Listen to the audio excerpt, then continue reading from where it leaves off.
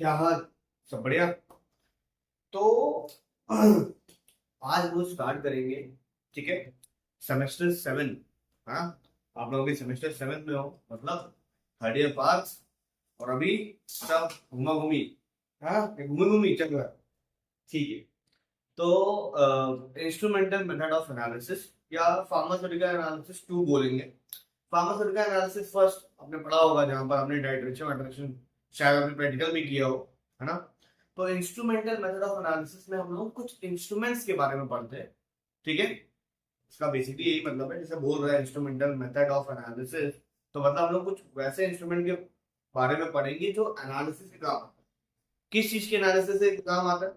अब जैसे मान लो कि तुमने तुमको केमिस्ट्री लैब में छोड़ दिया गया। ऑब्वियसली तुम बैचलर में नहीं हो, तुम मास्टर में चले गए। ठीक है। तुम्हें मैंने केमिस्ट्री लैब में छोड़ा और मैंने कहा कि काम करो, है ना। मैंने बोला एक काम करो हर्ष, एक कंपाउंड बनाओ। तो उसने कहा ठीक है सर मैं बनाता हूँ। तो ही वेंट, वो गया बनाया बनाया सब कंपाउंड बना के ले आया।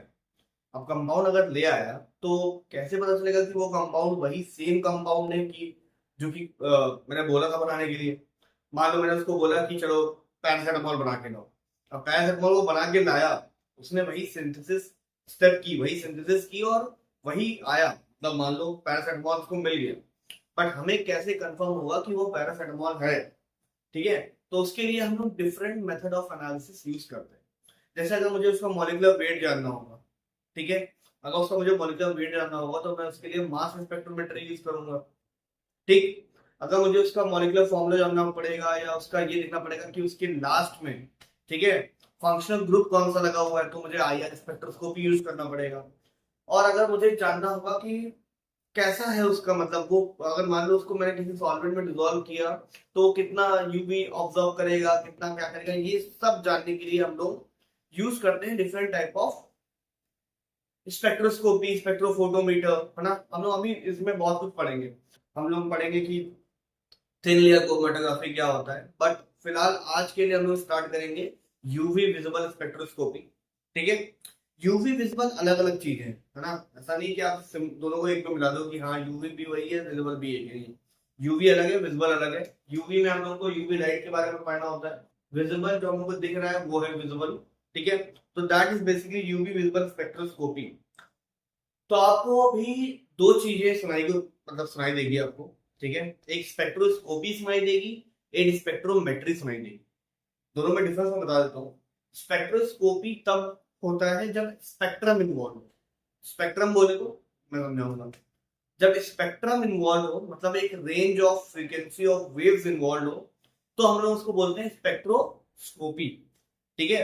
अगर हम लोग उसी स्पेक्ट्रम का मेजरमेंट ले रहे हैं, ठीक है, उसका मेजरमेंट ले रहे हैं, मेजरमेंट कर रहे हैं, ठीक है, तो उसको बोलते हैं स्पेक्ट्रोमेट्री। ठीक है। तो जब बात स्पेक्ट्रोमेट्री की आएगी, जैसे मास स्पेक्ट्रोमेट्री, तो उसमें हम लोग मॉलिक्यूलर मास डिटरमाइन कर रहे हैं। ठीक है। वहां पर हम लोग कोई वेवलेंथ की बात नहीं करेंगे, मास स्पेक्ट्रोमेट्री में कोई भी वेवलेंथ की बात नहीं होगी। ठीक है। बट जो भी इसके आगे, मतलब यूवी विजिबल या हम लोग आई आर, आई थिंक मास आप में है नहीं मास स्पेक्ट्रोस्कोपी, बट स्टिल मैं पढ़ाऊंगा इसलिए क्योंकि वो जीपैट पॉइंट ऑफ व्यू से इंपॉर्टेंट है। ठीक है। अपने एनडीटी के सिलेबस में वो नहीं है। ठीक है, क्यों नहीं है मुझे नहीं पता, बट फिर भी मैं मास स्पेक्ट्रोमेट्री खत्म करूंगा। ठीक। फिलहाल मैं स्टार्ट करूंगा आज यूवी विजिबल स्पेक्ट्रोस्कोपी। थोड़ा बहुत बात करते हैं हम लोग। यूवी विजिबल स्पेक्ट्रोस्कोपी, स्पेक्ट्रो, ठीक। यूवी विजिबल स्पेक्ट्रोस्कोपी से पढ़ने से पहले पहले ये जान लेते हैं कि कौन कौन से वेव्स हैं, कौन कौन से स्पेक्ट्रम है। ठीक है। जैसे स्टार्ट करेंगे, मैं पहले एक निमोनिक लेना चाहूंगा। ठीक है।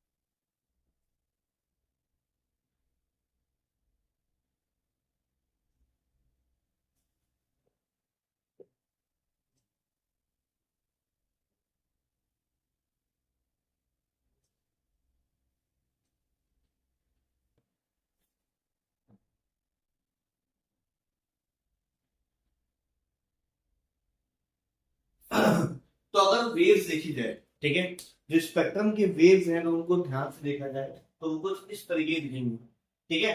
अब पहले मैं आपको ये बता दूं कि ये क्या है, ये क्या होता है, इन दोनों के बीच की डिस्टेंस को हम लोग बोलते हैं वेवलेंथ, ठीक है। और ये है क्या, ये मतलब उभार और जो ये नीचे से वो है, ये है क्या, तो दिस इज क्रेस्ट, इसको क्रेस्ट बोलते हैं, इसको ट्रफ बोलते हैं, ठीक है। तो अगर क्वेश्चन आता है वेवलेंथ क्या होता है, तो वेवलेंथ क्या होता है, it is the distance between one crest and the other crest, और डिस्टेंस बिटवीन टू क्रेस्ट बोल सकते हैं, और the distance between two trough बोल सकते हैं, तो उसको बोलते हैं वेवलेंथ, ठीक। अब मैंने लिख दिया छत्तीसगढ़ में, मतलब ये निमोनिक है आपको याद करने के लिए, छत्तीसगढ़ में अपनी एक्स से मिलने गए यूवी और बोले I am ready for marriage, funny है। तो Chhattisgarh is C stand for cosmic, G stand for gamma, X से आपको पता ही है एक्सरे होगा, है ना। यूवी, तो यूवी मतलब यूवी सिर्फ नहीं है, यूवी भी है और विजिबल भी है, ठीक है। आई से इंफ्रारेड, एम से माइक्रोवेव, और रेडी से रेडियो। तो ये सारे आपको पढ़ने हैं, आपको याद भी होना चाहिए कौन से किस पहले आता है कौन बाद में आता है। उसी के लिए निमोनिक है कि छत्तीसगढ़ में अपनी एक्स से मिलने गए यूवी और बोले I am ready to marriage, ready for marriage, ठीक। तो ये है बेसिकली नेम्स। अच्छा ठीक है, अब हम लोग ये देख लेते हैं कि अगर मैं रेडियो वेव्स की बात करूं, ठीक है, तो सवाल है ये फिलहाल, तो अगर मैं रेडियो वेव की बात करूं तो यहाँ पर देख के क्या लगता है, रेडियो वेव्स की वेवलेंथ ज्यादा है कि कम। तो अगर मैं आप अगर यहाँ पर देख लो तो आप बोल दो कि सर ये देखिए ये यहाँ पर जो लेंथ है वो हमें ज्यादा दिख रही है, यहाँ पर जो लेंथ है वो कम दिख रही है, तो ऑब्वियसली रेडियो वेव्स की वेवलेंथ ज्यादा होगी। दूसरा चलो ठीक है, अगर मान लो मैं ये ना बनाया होता और मैं पूछता कि एक्स रे और रेडियो वेव में वेवलेंथ किसकी ज्यादा, तो आप कैसे बताते, तब आपको उसके लिए चलो ठीक है, उसके आपको वेवलेंथ की वैल्यू पता होनी चाहिए, ठीक है। जैसे मैं अभी यूवी विजिबल का बताऊंगा, ठीक है, बाकी भी मैं बताऊंगा, लेकिन फिलहाल मैं ऐसा बेसिक क्वेश्चन पूछूं, तो बेसिक क्वेश्चन अगर मैं पूछूं तो आप लोग बोल सकते हो कि सर रेडियो वेव्स है, रेडियो वेव चलता है बीबीडी में और हम चिरहट पे सुन लेते हैं, जब बीबीडी में चल रहा होता है हम अपने किसी और कॉलेज में बैठ के सुन लेते हैं, है ना। तो वो क्या है, रेडियो वेव्स वेवलेंथ ज्यादा है इसलिए वो दूर तक ट्रेवल कर सकती है, कहां तक, दूर तक, ठीक है। अगर एक्सरे की बात करें तो क्या लगता है, ऐसा तो बोलता नहीं है ना, जब आप एक्सरे कराने जाते हो तो डॉक्टर क्या बोलता है, अंदर आओ, टी शर्ट उतारो, अपना ये लॉकेट वॉकेट उतारो और खड़े हो जाओ, स्कैन करता है, खत्म, ठीक है। अगर एक्सरे की वेवलेंथ ज्यादा होती, अगर एक्सरे की वेवलेंथ ज्यादा होती तो क्या होता, अरे मतलब फिर क्या, तो डॉक्टर बोलते हैं काम करो, घर पे रहो, मैं भेज रहा हूँ एक्सरे, है ना, एक्सरे होना आता तुम्हारा और हो जाता सबका, ठीक है। तो ऐसा नहीं है, तो इसीलिए एक्सरे का वेवलेंथ कम है, कम होता ही है, और रेडियो वेव्स का वेवलेंथ ज्यादा है, ठीक। तो यहां तक बात हुई। अच्छा वेवलेंथ की बात आई है तो और भी कुछ चीजों के बारे में बात कर लेते हैं, है ना। बेसिक फॉर्मूला आपको शायद याद होगा, आई थिंक नीट वाले जो है मतलब pharma as a second choice ले लिया, एज अ लास्ट चॉइस, क्या बोलते हैं, लास्ट चॉइस बोलेंगे ना, ठीक है, लास्ट चॉइस है, कोई बात नहीं, चीजें करियर हम लोग चेंज कर सकते हैं अपने, ठीक है। तो E is equal to energy is equal to H into nu, nu is what, it is frequency. अच्छा ये मैं अभी बता रहा हूँ आपको, आगे भी बताऊंगा, ठीक है, लेकिन ये बात आप लोग ध्यान से सुन लो क्योंकि इस पे क्वेश्चन बनता है पेपर में, ठीक है। ये है एनर्जी, ठीक है। अगर एच न्यू है तो एच न्यू का ऐसा भी बोलते हैं ना, H C upon lambda, where C is speed of light और लैम्डा क्या है, लैम्डा क्या है, lambda is wavelength, sorry lambda is wavelength, ठीक है। C is speed of light, जहां तक मुझे याद है स्पीड ऑफ लाइट ही था, बदल तो नहीं किया, कहां बदल गया है, ठीक है। E is equal to H nu और E is equal to H C upon lambda. तो अगर पूछा जाए, सवाल रहेगा और सवाल डेफिनेटली रहेगा, ठीक है, तो सवाल कुछ ऐसा रहेगा कि फ्रीक्वेंसी सेम है, ठीक है, फ्रीक्वेंसी सेम है, वेव नंबर सेम है, ठीक है, क्या डिफर होगा, अगर एनर्जी के पर्सपेक्टिव पे देखा जाए तो फ्रीक्वेंसी सेम है ना, फ्रीक्वेंसी अगर बढ़ रहा है तो वेवलेंथ कम हो रहा होगा, फ्रीक्वेंसी अगर घट रहा है तो वेवलेंथ बढ़ रहा होगा, है ना। इनवर्सली प्रोपोर्शनल, समझ रहे हो ना इनवर्सली प्रोपोर्शनल का मतलब? चलो बता देते हैं। डायरेक्टली प्रोपोर्शनल और इनवर्सली प्रोपोर्शनल का मतलब थोड़ा बहुत समझ लो, इंपॉर्टेंट है, ठीक है, बेसिक है, वैसे मुझे लगता है पता होगा, लेकिन फिर भी कुछ को नहीं पता होता है, कोई बात नहीं।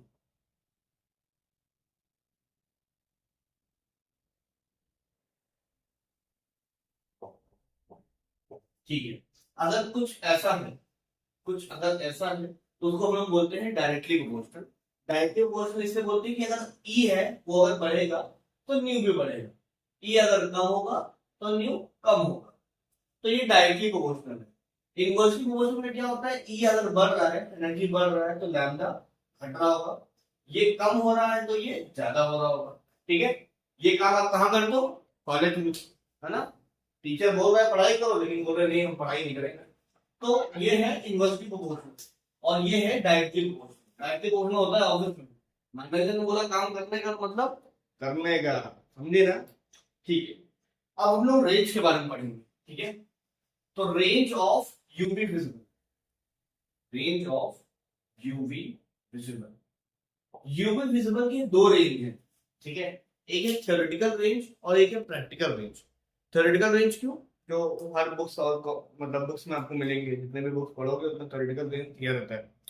थ्योरेटिकल रेंज वो होता है ना। और प्रैक्टिकल रेंज क्या होगा, जो आप लोग प्रैक्टिकल कर रहे हो, ठीक है, और प्रैक्टिस करते करते आपको आया तो आपको पता लगे अच्छा ये तो इस पे आ गया, ठीक है, दैट इज प्रैक्टिकल रेंज। और भी चीजें एक्सप्लेन कर रहे हैं तो जॉब, तो आप लोग दो चीज लिखो पहले, ठीक है। पहला लिखो थ्योरेटिकल रेंज और दूसरा लिखो प्रैक्टिकल रेंज, ठीक। ठीक है, तो यूवी विजिबल के लिए जो थ्योरेटिकल रेंज है वो है 200 से लेके कहां से तक, 200 से 800 नैनोमीटर। जो प्रैक्टिकल रेंज होता है वो होता है 180 टू 780 नैनोमीटर। ये बात दिमाग में डाल दो कि थ्योरेटिकल रेंज क्या होता है और प्रैक्टिकल रेंज क्या होता है, ठीक है, समझ लो पहले। इसके बाद एक और पॉइंट बताता हूँ, ठीक है, एक बहुत इंपॉर्टेंट पॉइंट है, वो फिर बताता हूँ। अब मैंने यहाँ पर ये क्यों लिखा है बताता हूँ। तो होता क्या है, ठीक है, कि यूवी विजिबल स्पेक्ट्रोफोटोमीटर की बात हो रही है, यूवी विजिबल की बात हो रही है, ठीक है। तो होता क्या है, मान लो ये हमारे पास मशीन है, ठीक है, और ये है हमारा यूवी विजिबल स्पेक्ट्रोफोटोमीटर, ठीक है, मैं लिख नहीं रहा हूँ, आपको समझ लो, ये है यूवी विजिबल स्पेक्ट्रोफोटोमीटर, ठीक है।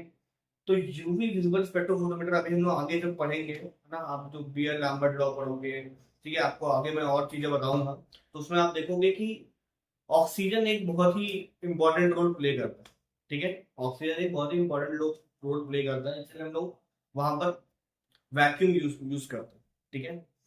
तो होता क्या है कि अगर ऑक्सीजन बहुत ज्यादा इंटरप्ट कर रहा है, ठीक है, ऑक्सीजन बहुत ज्यादा इंटरप्ट कर रहा है, ऑक्सीजन तभी इंटरप्ट करेगा जब आपका जो रीजन होगा, ठीक है, जो आपका वेवलेंथ होगा वो सॉरी फ्रीक्वेंसी होगी वो 180 टू 190 हो। अगर 180 से 190 का वेवलेंथ है तो आप में क्या होगा कि वो ऑक्सीजन जो होगा वो ऑक्सीजन एक प्रॉब्लम क्रिएट करेगा। क्या प्रॉब्लम क्रिएट करेगा, तो लिखो, ये पॉइंट लिख लो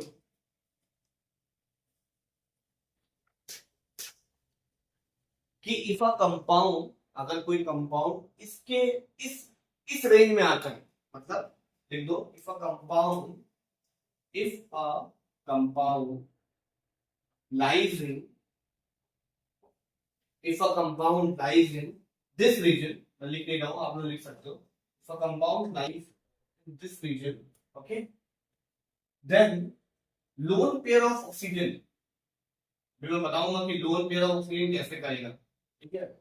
गलती ऑक्सीजन की नहीं है, ऑक्सीजन तो भैया बढ़िया आदमी है भाई, है ना, अपने को सांस वास दे रहा है, but lone pair of oxygen, oxygen के पास कितने लोन पेयर होते हैं आप लोग बताएंगे, मैं नहीं बता रहा। ऑक्सीजन का भी बता देना और नाइट्रोजन का भी बता देना, कमेंट सेक्शन में बताओ कि नाइट्रोजन के पास कितने लोन पेयर और ऑक्सीजन के पास कितने लोन पेयर, बोल रहा हूँ लोन पेयर, ठीक है।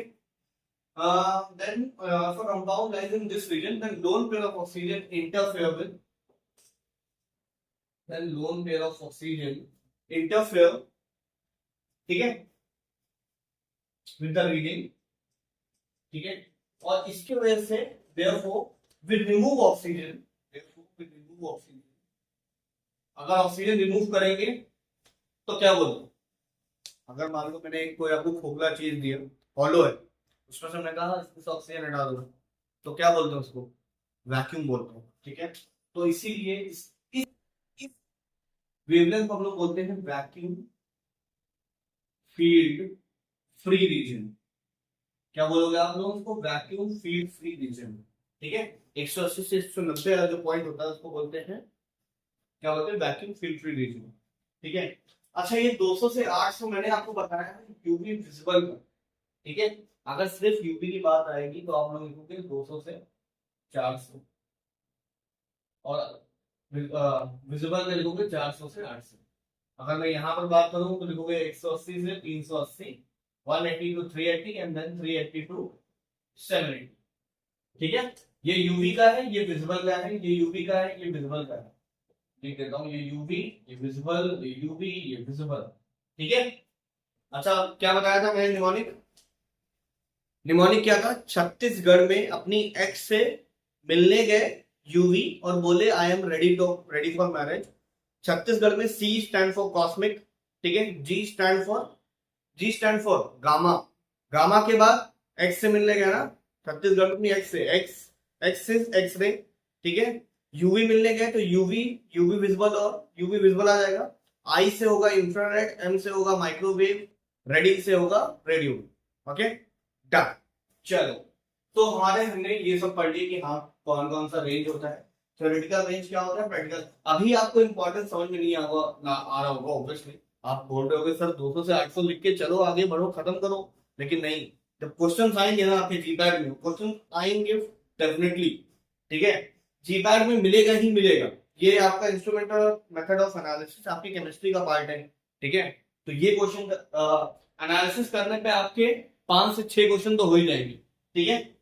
तो आई थिंक यहाँ पर हो गया। और नाइपर वाले एनालिसिस बहुत पूछते हैं, उनका फेवरेट है, क्योंकि भाई उनके यहाँ सब कुछ एनालिसिस में ही बेस्ड है, ठीक है। अपने नाइपर में जितने भी चीजें हैं सब एनालिसिस है, इवन मेडिसिन केमिस्ट्री, चाहे फार्मास्यूटिक्स का बंदा हो, फार्माकोलॉजी वाले तो नहीं जाते, बट बाकी जितने भी बंदे हैं उनको एनालिसिस जरूरत पड़ती है, ठीक। चल हम लोग बढ़ते हैं थोड़ा सा आगे, ठीक है। हमने ये बात कवर कर लिया यूवी विजिबल स्पेक्ट्रोफोटोमीटर में, है ना। ओके, हम लोग पढ़ते हैं कुछ बहुत ही इंपॉर्टेंट चीज, ठीक है, कि कैसे क्या हो रहा है। ठीक, तो यूवी रीजन की बात करते हैं, है ना।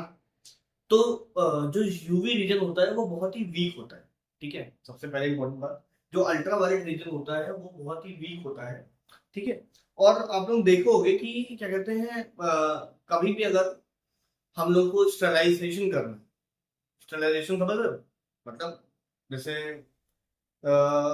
किसी चीज को साफ करना या उसमें से माइक्रोबियल, अगर माइक्रोब्स हैं छोटे मोटे तो उनको हटाना, तो उसके लिए हम लोग यूवी रेज यूज करते हैं, ठीक है। आपने शायद अगर आपने माइक्रोबायोलॉजी पढ़ी हो तो माइक्रोबायोलॉजी में ये पॉइंट था, माइक्रोबायोलॉजी में आपने देखा होगा कि हाँ आप किसी केमिकल मतलब किसी के साथ कर रहे हो तो आप लोगों को यूवी फील्ड में रह के काम करना पड़ता है, ताकि आपके हाथ में कोई माइक्रोबियल ग्रोथ ना हो और माइक्रोबियल ग्रोथ स्प्रेड ना हो।